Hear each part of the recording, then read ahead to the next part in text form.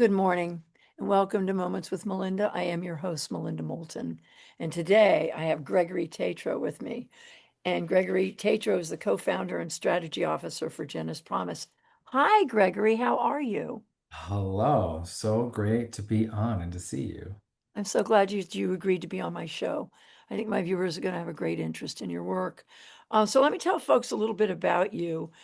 Gregory developed and championed a groundbreaking model to address substance use, including spearheading a local and national grassroots campaign to cultivate community advocates for the Jenna's Promise program. Gregory created and implemented the award-winning community conversations that bring in leaders to have discussions with the recovery community in a low barrier setting. So thank you for being here. I think my viewers are going to be really intrigued and interested, and I just want to tell you how sorry I am for the loss of your sister. So we're going to start at the beginning. Can you talk to us a little bit about your childhood and where you grew up? Yeah, absolutely. And I just want to quickly say too, this was developed with at first the family and then a growing group of grassroots professionals who care deeply about this too. And I am happy to take a small piece of the credit in this, but it really was just so many incredible people from my parents, my wife, and people, as a mayor, executive director, Daniel Franklin, who was here from the beginning, and other people who care deeply about this too. And we are blessed that they brought their expertise and their vision to make this something that I think is truly special. Extraordinary, an extraordinary organization. So talk to us a little bit about your childhood and growing up with your beautiful sister Jenna. Yeah, I think for me, I grew up in Johnson. I grew up in the 90s. So, I love my Jurassic Park and Ninja Turtles like most 90s kids did. And then, Jenna kind of came around when I was 5 years old. I'd always begged for another sibling, and my parents like to tell the story of I guess I took eggs from the refrigerator and asked if we could make a sister with one of them. And so in 1992, my sister was born. And, I think that we had kind of a classic brother-sister relationship. We were 5 years apart, and we both had wonderful times, and we drove each other crazy. And we kind of loved to basically spend time as a family, and we'd have friends over, we'd hang out with friends together, and at times like Jenna would go off and do her thing with her friends, and she was always like a really she was different than me. I was a little bit more cautious and maybe philosophical, and Jenna was a little bit more like let's just go and do it. And so there was this interesting kind of contrast and like a tension of philosophies that made us, I think, better while also driving each other up a wall at times too. Thank you so much for that, Gregory. So you're born and bred Vermonter. You're a born and bred Vermonter. Yeah, yeah. Yeah. My father, my grandfather actually on my father's side, lived in Waterville, fought in World War II, D-Day, came back and started GW Tatro Construction, built some of the first ski trails. On my mother's side, my grandmother has and her family's lived here for generations, and then on my grandfather's side, on my mother's side, they were immigrants from Quebec, and they started. They basically the LaHoulier family moved down to Johnson, and their farms and their homes and their family are all over. And Johnson Farm and Garden and Johnson Hardware and Rental, that was begun by my grandmother and grandfather. Yeah, Outstanding. What a legacy you have. So now I understand that you lost your sister Jenna, who at yeah, the age of 26 lost her life to an overdose. Now, Jenna had an addiction to pain mhm, medication, and her tragic death inspired you and your parents and this group of incredible people to create Jenna's Promise. yeah, Talk to us a little bit about your sister and yeah. I mean, what what happened to her and what kind of brought her to this time in her life. I think what's so critical to kind of underline is the normalcy of Jenna's childhood, right? Like nobody is truly normal, right? But Jenna was somebody who, for all intents and purposes, grew up in a, fairly average household. We were middle class towards the end, a little bit more like upper middle class. She had lots of friends. She loved to ride horses and swim. She was successful in school. By all accounts of friends, family, those who knew her, she had the world in front of her. And, what really changed is, she was prescribed prescription pain medication and it What was she began. prescribed that for? What was that prescribed for? Uh, it's a, it's, so she went to the ER because she had been beaten by her boyfriend. Dear Lord. This was, end of high school. I'm trying to remember the exact date. She was 26. It was 6 years. So it was after high school. And she had kind of gone to college and then she was kind of living in town and kind of working. And like a lot of people, I think you kind of get pulled into the party life. And for most people in their late teens, 20s, even early 30s, sometimes, like that's totally normal. And I think Jenna kind of lived in that world with people. But then, kind of what happened is when she was prescribed prescription pain medication, she didn't even really need it. There were no broken bones. But they gave her 30 days with a 30-day refill. And that was enough. That was And it. so, with that, I mean, studies show that even the first few doses, if you are genetically kind of predisposed to this, and my grandfather was an alcoholic, and substance use kind of runs through my mother's side of the family. With the right genetic predisposition and the right stressors and the right, application of a stimulus, that could basically bring forth that substance use disorder. And I think basically all these things can kind of come together and they start to remap, your neural pathways. And that's exactly what we saw with Jenna. She was on this 6-year struggle of increasing addiction. And I think of a quote that I learned a long time ago. The quote goes, "It's such a quiet thing to fall, but far more terrible to admit it." Mm. And I think Jenna, and to an extent, maybe like those around her, saw her slipping, but it was almost like it was harder to admit that that was happening. Like there was enough evidence and she was hiding it enough to herself as well as to others that, probably everything was okay until it really wasn't. And we started to see these instances kind of pop up. So, um, yeah, it was really difficult in those once it really took hold. I'm so sorry. Now, do you believe that our medical community is cutting back on prescribing OxyContin? I mean, it truly has been a drug that has destroyed so many lives worldwide. I mean, are you seeing a movement? I know when my husband had surgery 10 years ago, they gave him a prescription for 50 pills, and I tried to give them back. And they Yeah. said, no, we can't take them back. And I said, well, 50 pills, I'm not giving them to him. And I ended up going out in the woods and digging a 2-foot hole and burying them. But anyway, do you think our medical community is getting smart to this? Yeah, I think for the most part, I mean, there are a couple of holdouts here and there, but really the structural processes of this have really kind of shifted. It's known at this point in time, in the beginning, the pharmaceutical companies would kind of be like, these aren't addictive unless you abuse them. But of course, like people can get addicted and then begin abusing them. And so that double standard kind of became, laughably public, I think, over time. And I think also, they've realized with this epidemic and what's been happening across the country, that there is something seriously wrong with this. So they've tamped down on that. But what's happened is that as prescription pills became more difficult to attain, they've also became more obviously expensive for people who don't have a prescription to be able to buy them from others. And so, really, what happened is that these drug dealers and cartels were able to kind of come in and flood the market with cheaper heroin. And so, really, in the beginning, we had the pharmaceutical companies that were abusing their power. And now we have these other groups who were similarly abusing their power. And I always scratch my head when people get political and they want to blame one group of people versus another, but it's like it's both, right? In the beginning, it was these big companies, and now it's these bad people who are taking Right. advantage of our vulnerable Yeah, population. I hear you, but at the end of the day, like with your sister, if OxyContin, I mean, it's true, but it's legal. I mean, it's basically pharmaceuticals legally dispensing drugs that make people Mhm. addicted to other things like heroin. So now let's move right into a discussion about Jenna's legacy. You and your family used your life insurance money to purchase an abandoned Catholic church in Johnson, Yeah, Vermont, where both of you and your sister were altar servers. yeah, Um, the community center that you and your family created is now the heart of the recovery movement in Vermont. So talk about this and how quickly it grew and gained national attention.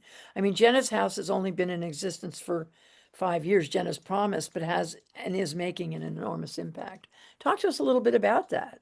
Yeah, I think, really what's special is the origin of what Jenna's promise is, right? I think Jenna cycled through treatment centers all across the country. She joined groups, and yet, like we said, she slid ever under the spell of substance use disorder, and she wanted so badly to get better, and yet she never gave up. And there is this moment in time where she was on a better path, and she found a facility that really seemed to work for her. And in a conversation with our mother, she said, "Mom, when I get out of here, me and you, we're going to help people."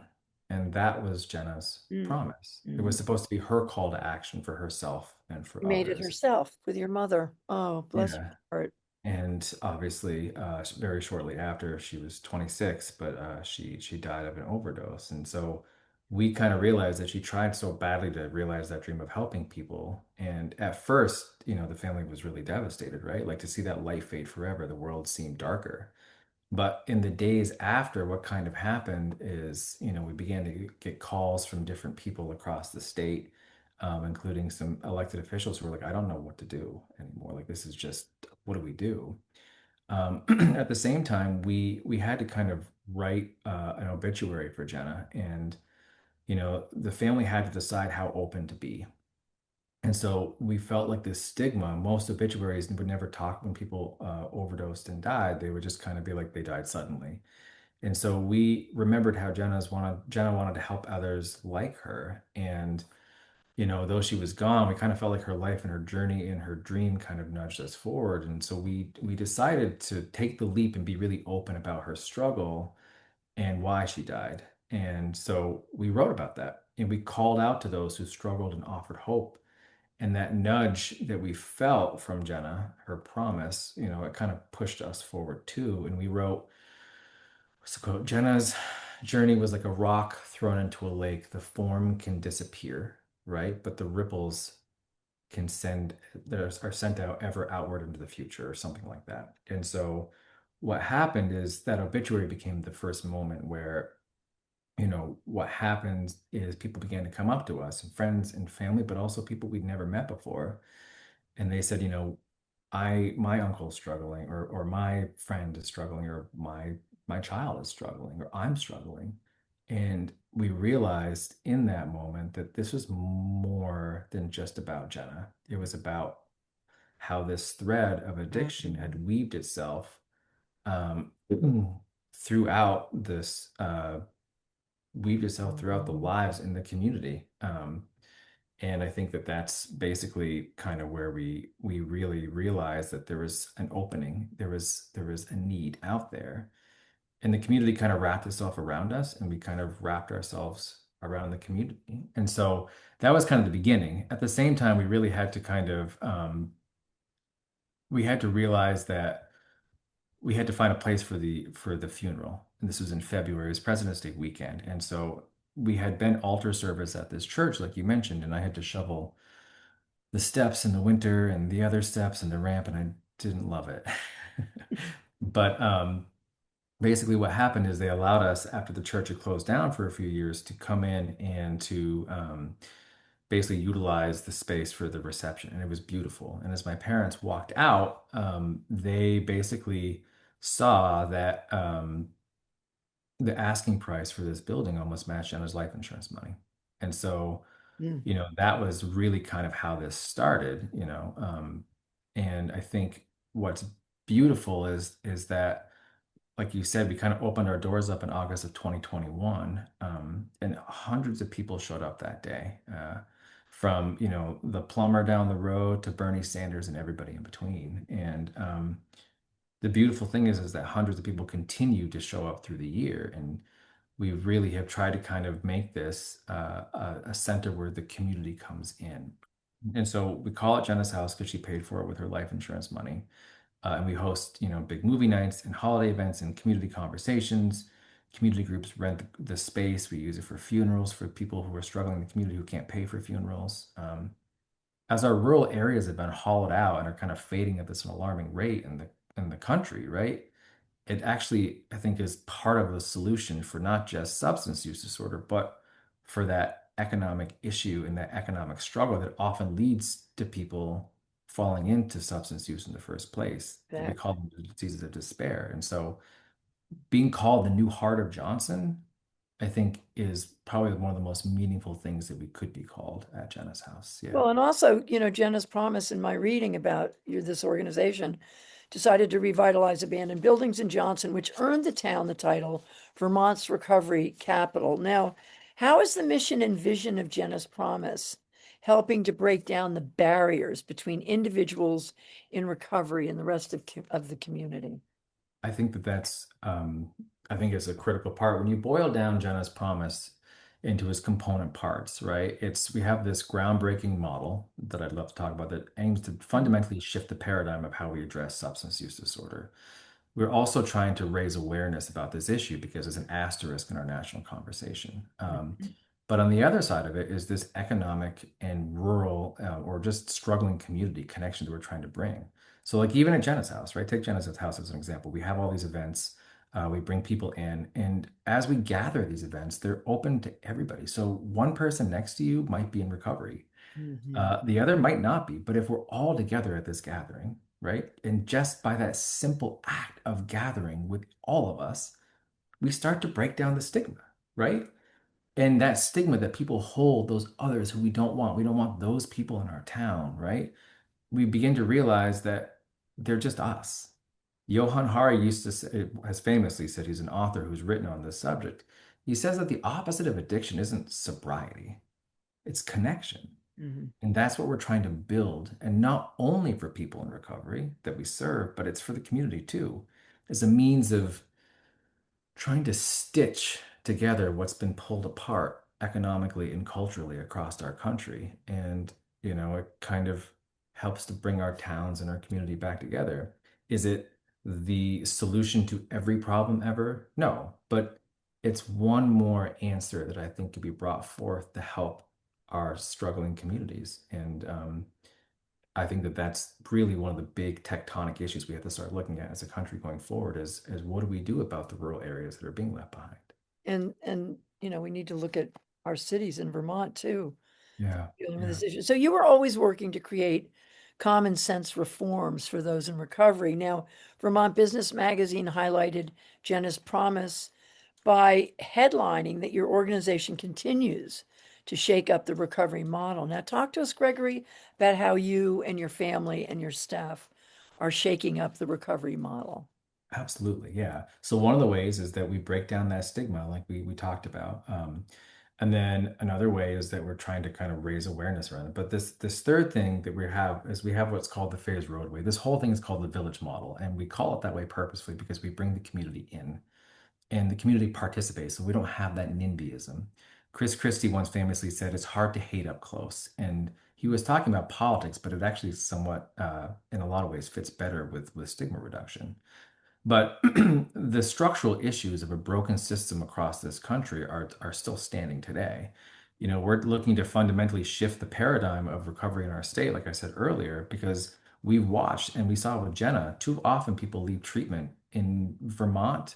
It isn't even the usual 30 days. Most people across the country, they go to a detox bed, they go into treatment, they get 30 days, which is not enough still. And Vermont is 14. Oh, Um, dear heavens. and so after that, after they leave, many of the people, because we don't have any supports after, many of the people go back to the same place they were living. They go back to their same friends. They Mhm. go back to basically all of their struggles, economic, psychological, everything. They have no safe place to live oftentimes. They have no support to fill in the gaps of their skills that have atrophied, or if they begin using it at a young enough age like Jenna, they never had the chance to gain. They don't have IDs to get a job, often in a really unhealthy or dangerous situation. And then we act collectively shocked when basically what we see is that they return to use. Studies show that some people, up to 70, 80%, for people with opioid use disorder in particular, up to 90% of people return to use in a Mhm. year. Mhm. And the majority of them are within a week or two after leaving treatment because that's when they're most vulnerable. So our village model is the result of seeing the same phenomenon with Jenna and many others. And we're trying to fill the gaps of that system with ideas that can be replicated, we hope, by others. And what we're doing is we're taking them directly from treatment and we're bringing them into Jenna's Promise. And so when we do that, we bring them in and we wrap them up. If people would fall through the cracks without these skills or these gaps, basically we, as this amazing team, really, it's more them than me. They act as a cast to give them space and structure and time and support to heal. And that's we found is so important. And so we call this a phased roadway. And it kind of helps residents of this program kind of develop themselves towards this position of strength and independence. And what we've realized is too often nationally, people are focused on, are you sober? It has to be more than that. And Mhm. so, what we're really trying to kind of highlight instead is the idea of strengthening the self, identifying skill gaps, helping to bridge them. And so, we actually have four phases in our roadway, and residents, as they meet the requirements for each phase, they move through onto the next. And the requirements shift from being very structured to being more independent, giving them this slow on ramp back onto life. And then we have four pillars that come together that are incredible. We have a program-based residency, a clinical pillar, a health and wellness pillar, and a workforce development pillar. And they're pillars and not silos. They work collaboratively and together to help kind of push that idea forward and to help really showcase what we're doing and what we're trying to kind of put forth as far as the strong supports in the early days to towards the end, that full independence while gaining skills in each of these four pillars too. That's great. Thank you so much for that. That really spells it out beautifully.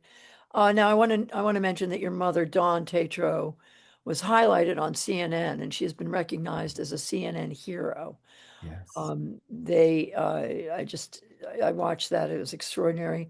And your family has devoted their time and a large amount of their own personal finances to Jenna's Promise, but it is a nonprofit. And to Mhm. my viewers out there, I want to encourage you to go to the website, jennaspromise.org, and go on their site. And if you can, make a donation. No donation is too small, but it helps.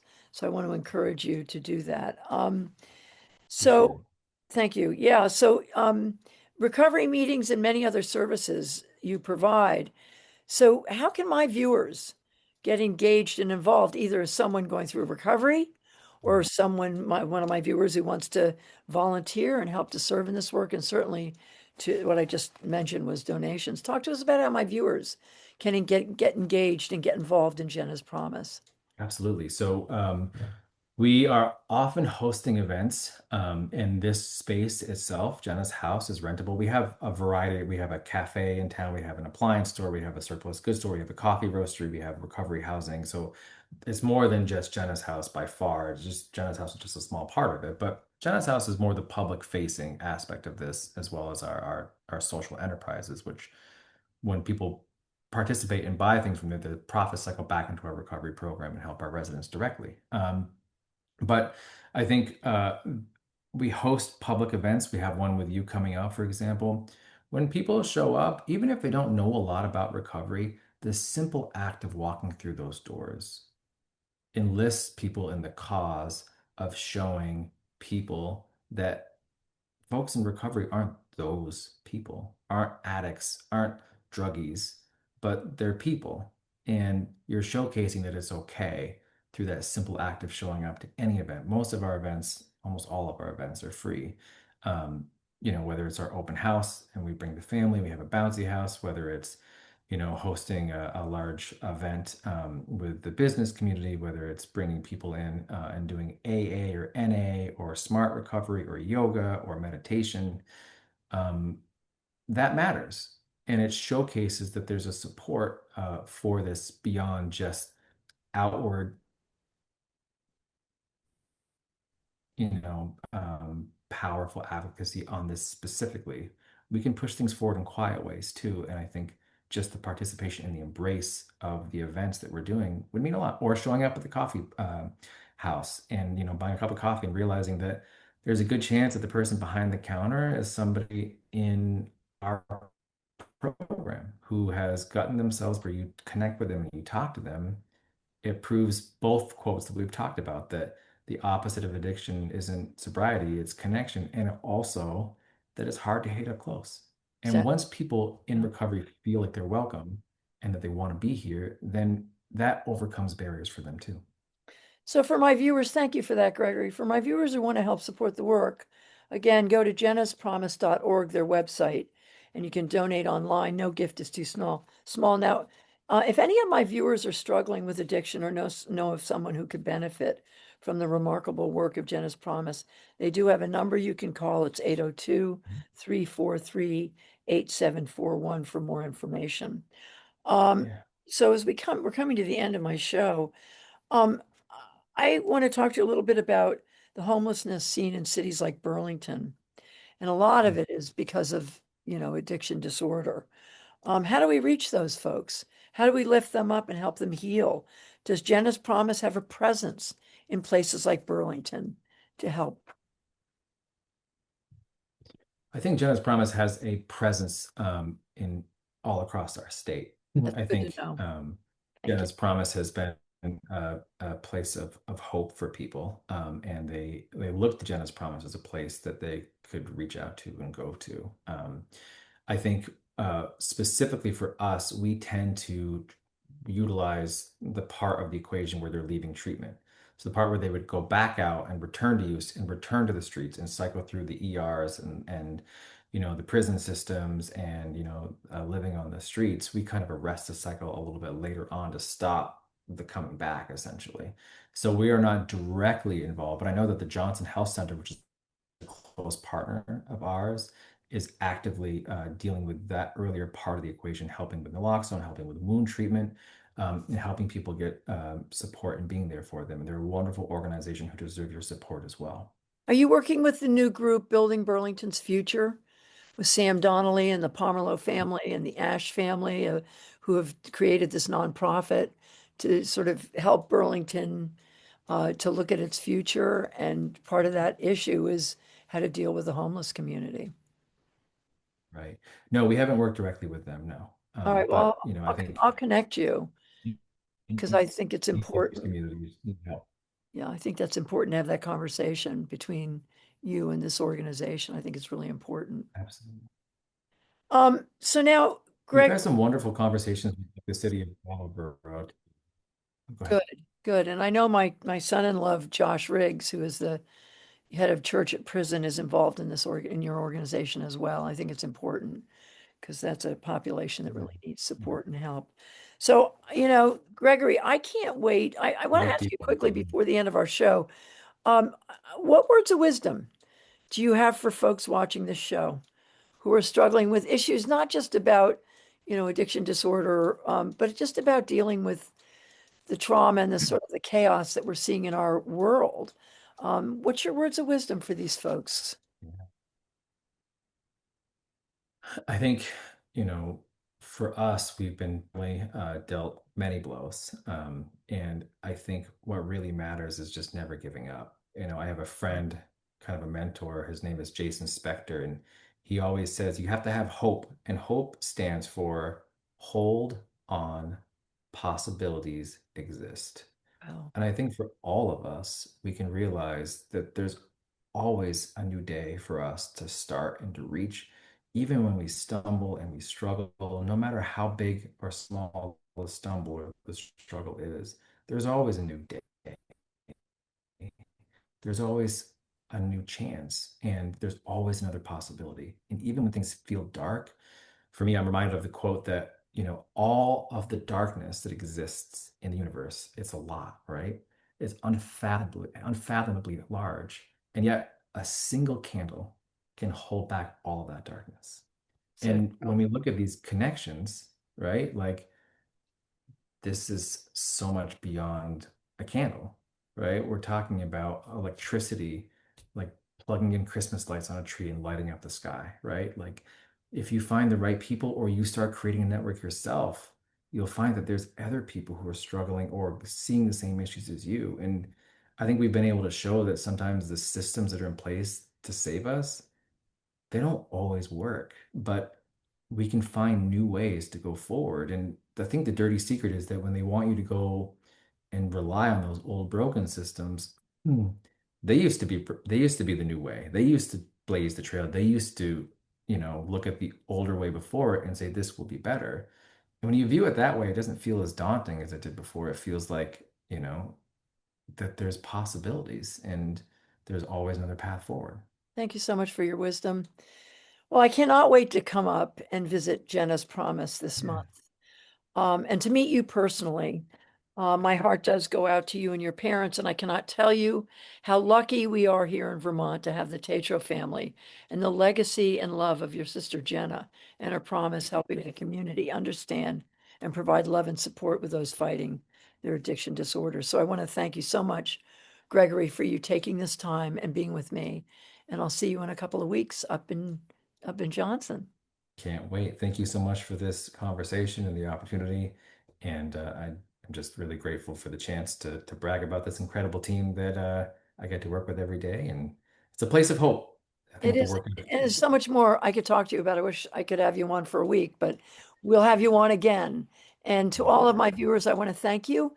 It's a beautiful September day. I hope you can get out in the sun and enjoy it. Thank you for joining us today. Goodbye. Thank you.